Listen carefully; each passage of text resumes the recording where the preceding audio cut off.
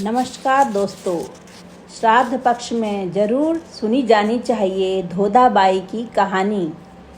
एक सेठ सेठानी थे, उनके एक बेटी व बेटा था। बेटी का नाम धोधाबाई था। घर में खूब धन धान्य था। एक दिन सेठ सेठानी चल बसे। उसके बाद जब श्राद्ध पक्ष आया तब बेटे ने अपनी पत्नी से कहा कि मैं हरिद्वार जाऊं, तुम पीछे मेरी बहन को बुलाकर 15 दिन तक भोजन करवाना। सामान कहो जितना लेकर आ जाऊं। घी के डिब्बे, चावल का कट्टा आदि सब सामान घर लाकर रख दिए। वह हरिद्वार चला गया। भाभी बोली कि मेरी बहन का नाम पौधा, इनकी बहन का नाम धोधा है। धोधा को भोजन न करवाकर पौधा को भोजन करवा दूं।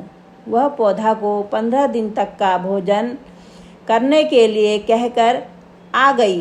धोधाबाई को काम करने व आटा पीसने के लिए बुलाया। धोधाबाई लकड़ी की भारी लेने रोज जाती थी, उसी से गुजारा होता था। परंतु भाभी ने काम के लिए बुलाया तो उसने लकड़ी की भारी लाना छोड़ दिया। बच्चे कहने लगे, तुम तो ननिहाल चली जाती हो, हमारे लिए राब बनाने के लिए आटा कहाँ से लाओगी? माँ बोली कि मैं आटा पीसने जा रही हूँ। वहाँ से आटा छानने से हाथ भरेंगे व कपड़े भरेंगे। मैं घर आकर हाथ व कपड़े झटकूँगी। उससे जो आटा निकलेगा उस आटे से राब बनाकर पिला दूँगी। भाभी ने दिन भर आटा पिसवाया। फिर कहा कि श्राद्ध का काम है, इसलिए कपड़े झटक कर व हाथ धोकर जाना। माँ घर गई तो उस दिन बच्चे भूखे ही सो गए। न तो कपड़े झटकने से आटा निकला, न ही हाथ से। लकड़ियाँ की भारी से भी गई, नहीं तो लकड़ियाँ बेचकर भी काम चला लेती। थोड़े दिन हुए कि भाभी ने कहा कि बाई साहब, आपके माँ बाप का दिन है, जो रसोई बनाने के लिए आना। बच्चे बोले, माँ उस दिन तो भूखे सोए, आज भी क्या भूखा रखोगी?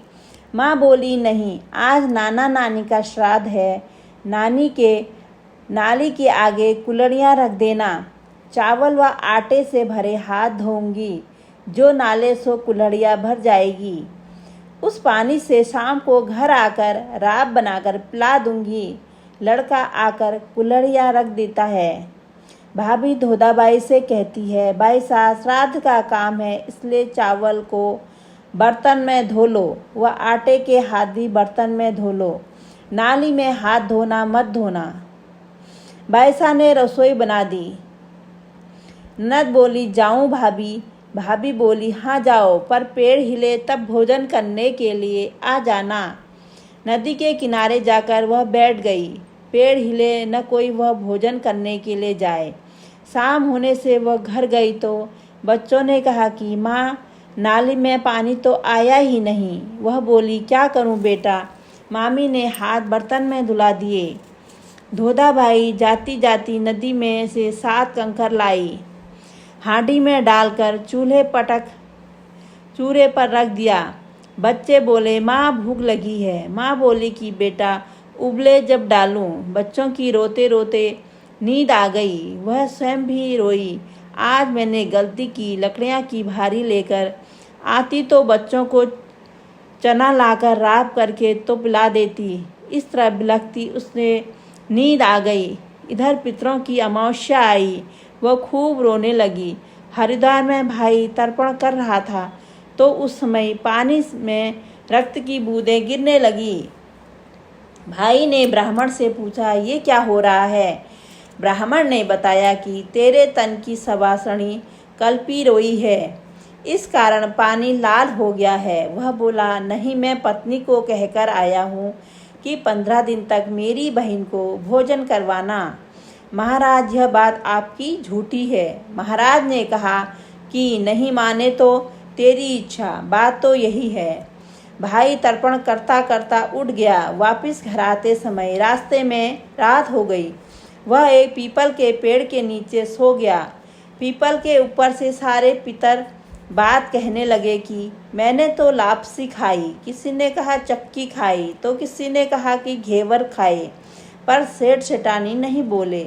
सभी पितर ने मिलकर कहा कि आपने क्यों नहीं बोला, आपके घर में तो धन बहुत है। तब सेठ सेठानी ने कहा कि धन तो बहुत है, परंतु मेरी सवासणी बहन बेटी ने भोजन नहीं किया, इस कारण हमको कुछ भी हाथ नहीं मिला। वह भाई नीचे सोया हुआ सुनता रहा। सारे पितर बोले कि हम सब मिलकर आपकी बेटी के यहाँ धन करने चलते हैं। हाथ में एक मूसल एक चीटिया लेकर सभी पितर धोधाबाई के घर गए।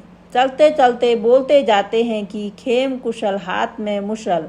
सब पितर धोधाबाई के घर का दरवाज़ा खुलवाते हैं। धोधाबाई दरवाज़ा खोलो। वह नींद में बोली कि मैं और मेरे बच्चे भूखे सो रहे हैं, मैं नहीं खोलूं। देवता ने कहा आप दरवाज़ा तो खोलो। नहीं, उसने नींद में दरवाज़ा खोला। पितर चीटियाँ लेकर चारों ही कोने में घूमे। 4 चरु धन के निकले। एक चीटियों उसको दिया और कहा कि सुबह नहा धोकर चौका बर्तन करके यह चीटियों कढ़ाई में घुमा देना, तेरे मनपसंद का भोजन बन जाएगा। तुम और तेरे बच्चे भोजन करना। पितरों ने कहा कि तुम कल अपने घर में आना, पड़वा श्राद्ध करना और तुम ब्राह्मण भोजन करवाना, तेरे आनंद ही आनंद हो जाएगा। सुबह दिन उगते ही वह उठी। चारे ही कोने में 4 धन के भरे पड़े थे। फिर उसने नहा धोकर चौका बर्तन किया, कढ़ाई में चीटियों घुमाया तो 32 सालना व 36 भोजन हो गए। फिर स्वयं व बच्चे ने भोजन किया और मन में सोचा कि पितर ने कहा कि नान श्राद्ध करना, नान श्राद्ध में पियर वालों को भोजन करवाना जरूरी है। फिर वह भाई भाभी को भोजन करने को कहने गई। इधर उधर से उसका भाई भी घर पहुंच गया। धोधाबाई ने भाभी से कहा कि मैं नान श्राद्ध कर रही हूँ, जो मेरे घर आप भोजन करने के लिए आना। भाभी ने कहा कि हाँ आ जाऊंगी, लेकिन मैं अकेले नहीं हूँ, मेरे तो बहुत बड़ा परिवार है। बाईसा ने कहा कि सभी को लेकर आप जरूर आना। नान श्राद्ध के दिन भाभी ने सभी से कहा कि चलो खाना खाने चलो। कल तो वह भूख से मर रही थी, लेकिन आज सभी को खाने के लिए न्योता देकर गई है। भोजन नहीं कराएगी तो मेला देखकर तो आएंगे। धोधाबाई को पितरों ने कहा जैसे जैसे चीटियों घुमा दिया, जिससे खूब सारा भोजन बन गया। भाभी के परिवार ने खूब भोजन किया और खूब मौज मस्ती की। वह भोजन करके घर गए। धोधाबाई तो घर की साफ सफाई कर खा पी कर सो गई। दूसरे दिन भाभी के घर से बुलवाया आया, बाईसा आप सभी खाना खाने के लिए आना। धोधाबाई बच्चों को समझाकर लेकर गई। ननिहाल में भोजन नहीं करना, जेब में मेवा निकालकर खाना। बाईसा खाना खाने के लिए गई। भाभी ने बाजोटा बिछाया, गादी बिछाई, थाली में अच्छा अच्छा भोजन परोस कर लेकर आई। बाईसा ने कहा कि एक थाली और लाओ। भाभी बोली कि ज़्यादा खाना नहीं परोसा है, इसमें से क्या निकालोगे। बाईसा आप तो भोजन करो। वह अपने सारे गहने उतारकर खाली थाली में रखती है, कहते ही कि भोजन करो, मेरे हार भोजन करो, मेरे डोरा कंठी भोजन करो, गोखरू चूड़ी भोजन करो, मेरे पूंजी अंगूठी। बच्चे भी जेब से मेवा निकालकर खाने लगे। भाभी कहने लगे कि भानुशाह पागल हो गए, यह क्या कह रहे हो। ननद बोली कि हाँ भाभी, यह पागल हो गए। आपने तो मेरे गहने को भोजन करने के लिए कहा, हमें भोजन करने के लिए नहीं कहा। वहाँ दिन थे, माँ बाप के श्राद्ध पर बर्तन में हाथ धुलाए। आज ये दिन है। भाई सब सुन रहा था, लेकिन बोला कुछ नहीं। भाई साहब अपने घर गए। पीछे से भाई पत्नी से कहता है कि तेरे पिता के घर तो आग लग गई, कुछ न कुछ डालकर दे। खाने के लिए दाना नहीं है, पहनने के लिए कपड़ा नहीं है, मैं पहुंचा कर आऊँ। वह बोली गाड़ी लाओ, उसमें सामान भरवा दूँ। गेहूं की बोरी, ऊपर घी की चरी रख दी, गुड़ की भेलियों पर ही कपड़े रख दिए। एक हीरो का कुलड़िया भरकर अपने बेटे को दिया, रानी जी को ले जाकर देना और किसी को मत देना। गाड़ी लेकर भाई धोधाबाई के घर गया। रास्ते में बेटे ने कहा कि पिताजी, यह तो धोधा बुआ का घर आया है, ननिहाल नहीं आया। भाई कहता है कि बहन, मुझे प्यास लगी है, दरवाज़ा खोल। बहन ने दरवाज़ा खोला। भाई गाड़ी में भरा हुआ सामान बहन के घर खाली कर देता है। घी गुड़ के डिब्बे रख दिए। रुपये पैसे का कुलड़ा बेटे से छीनकर बहन को दे दिया और बीती बातों के लिए क्षमा मांगी। बेटा भागता हुआ माँ के पास गया। बोला, माँ, पिताजी तो गाड़ी नाना के घर नहीं लेकर गए, वह तो धोधा बुआ के घर लेकर गए। यह सुनकर भाभी घर में झाड़ू निकालती हुई छाती कूटने लगी। गेहूं की गाड़ी धोधा की छाती में धम, घी का घड़ा धोधा की छाती में धम, गुड़ की भेली धोधा के भाई ने देखा पर वह परवाह नहीं की। कुछ दिन बीतने के बाद एक दिन अपने पति से कहती है कि मेरी आंखों में दर्द है, इसलिए आपके बहन भांजे को लेकर आओ, सफ़ेद उड़ाकर लाओ, सिर मुड़वाकर काले हाथ पैर कर गधे पर बैठाकर लाओ, यह मैं देखूंगी, तब मेरी आंखें ठीक होगी। भाई भी कम नहीं था। वह ससुराल जाकर उदास होकर बैठ गया। वहाँ सभी पूछने लगे कि आज कंवर साहब कैसे आए, वह उदास क्यों हैं। जब वह कहता है कि आपकी बेटी की आंखें दर्द हो रही है, उसने कहा कि मेरे भाई और पिता को काला हाथ पैर करके, सिर मुड़वाकर, सफ़ेद कपड़ा उड़ाकर, गधा के ऊपर बैठाकर गाजे बाजे के साथ लाओ।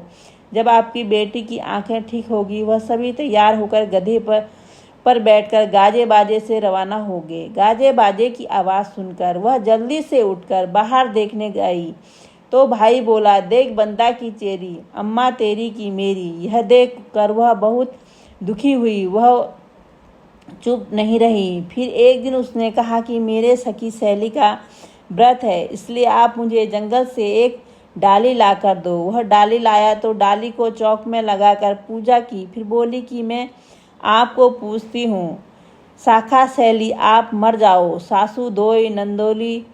यह देखकर भाई ने कहा, तेरी तरह मेरे भी उप खटाला का व्रत है। वह दिन भर भूखा रहा। फिर जंगल में से डाली लाया और उसी तरह चौक में लगाकर कहा कि मैं आपको पूछता हूँ, उप खटाला मरना, ससुर दोई साला। उसकी पत्नी बोली, आप मेरे बाप भाई को क्यों मार रहे हो। तब वह गुस्से से लकड़ी लेकर चोटी पकड़कर धमकाता है कि तुम कहती हो कि मेरी बहन को 15 दिन तक श्राद्ध में भोजन करवाया, तुम इतनी झूठ क्यों बोली। मैं सब जानता हूँ। जब मैं वहाँ पर तर्पण कर रहा था तब पानी रक्त से लाल हो गया। तुमने ऐसा क्यों काम किया। मेरे सारे पितर भूखे रह गए। फिर उसने पाँव पकड़कर माफ़ी मांगी। अब ऐसी गलती कभी नहीं करूँगी। सभी लोगों को चाहिए कि वो श्राद्ध में अपनी बहन, बेटी, भांजी को भोजन करवाएं, जिससे पितर खुश हो, सभी के आनंद मंगल हो। हे पितरेश्वर, वही धोधाबाई के आनंद मंगल किया, वैसे ही आनंद मंगल सबके घर में करना। आश्विन माह की पितृ पक्ष में पितरों को आशा लगी रहती है कि हमारे पुत्र पुत्रादि हमें पिंडदान तथा तिलांजलि प्रदान कर हमें संतुष्ट करेंगे। यही आशा लेकर वो पितृलोक से पृथ्वीलोक पर आते हैं। इसलिए प्रत्येक हिंदू गृहस्थ का धर्म है कि पितृपक्ष में आपके पितरों के निमित्त श्राद्ध और तर्पण जरूर करें। पितृपक्ष में यह पितरों का पर्व होता है, इसलिए सबको श्राद्ध जरूर करना चाहिए। धन्यवाद दोस्तों, चैनल को सब्सक्राइब जरूर करें।